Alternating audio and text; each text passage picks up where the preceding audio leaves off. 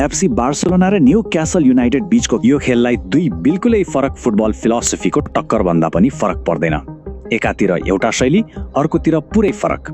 आउनुहोस् हेरौँ यी दुई टिमको ट्याक्टिकल सेटअप कस्तो थियो। बार्सिलोना उही आफ्नो चिर परिचित शैलीमा बललाई खुट्टामा राख्ने, मिडफिल्डबाट खेल चलाउने।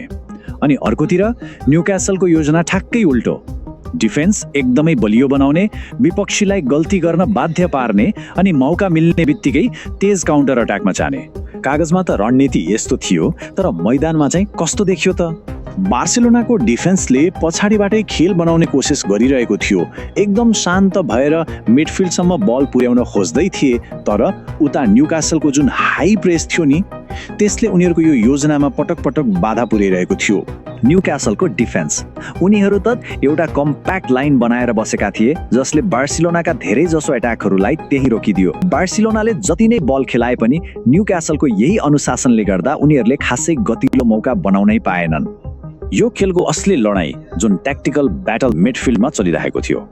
एकातिर बार्सिलोनाको मिडफिल्ड, विशेष गरी पेद्री र बर्नाल जस्ता खेलाडीहरूले छोटो छोटो पास र राम्रो मुभमेन्टबाट खेल आफ्नो कन्ट्रोलमा राख्न खोजे, तर अर्कोतिर न्यूक्यासलको मिडफिल्ड, उनीहरू एकदमै फिजिकल थिए।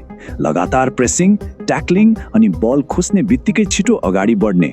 उनीहरूले बार्सिलोनालाई चैनसँग खेल्नै दिएनन्। अट्याकमा पनि कथा उस्तै थियो, दुई फरक तरिका। बार्सिलोनाले विङबाट खेलेर क्रस गरेर मौका बनाउन खोज्यो, तर फिनिसिङमा चुकिरहेको थियो। अनि उता न्यूक्यासल, उनीहरूको अट्याक एकदमै सिधा र असरदार थियो। हरेक काउन्टर अट्याक बार्सिलोनाको डिफेन्सलाई सातो लिइरहेको थियो। खेल लगभग बराबरीमै सकिन्छ जस्तो लागिरहेको थियो, तर 86औं मिनेटमा न्यूक्यासलले गोल गरेर अग्रता लियो। न्यूक्यासलले गरेको गोल उनीहरूको गेम प्लानको पर्फेक्ट उदाहरण थियो। एउटा सफल काउन्टर अट्याक अनि हार्वे बार्न्सको शानदार फिनिश।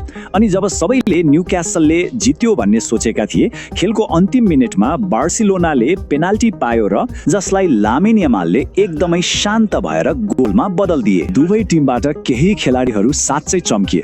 न्यूक्यासलको कुरा गर्दा गोल गर्ने हार्वे बार्न्स, उनीहरूको त्यो अनुशासित डिफेन्स र त्यो शक्तिशाली मिडफिल्डको प्रदर्शन कमालको थियो। अनि बार्सिलोनाबाट अन्तिम मिनेटमा गोल गरेर टिमलाई बचाउने लामिन यामाल र बलमाथि नियन्त्रण राख्ने मिडफिल्डको पनि तारिफ गर्नै पर्छ।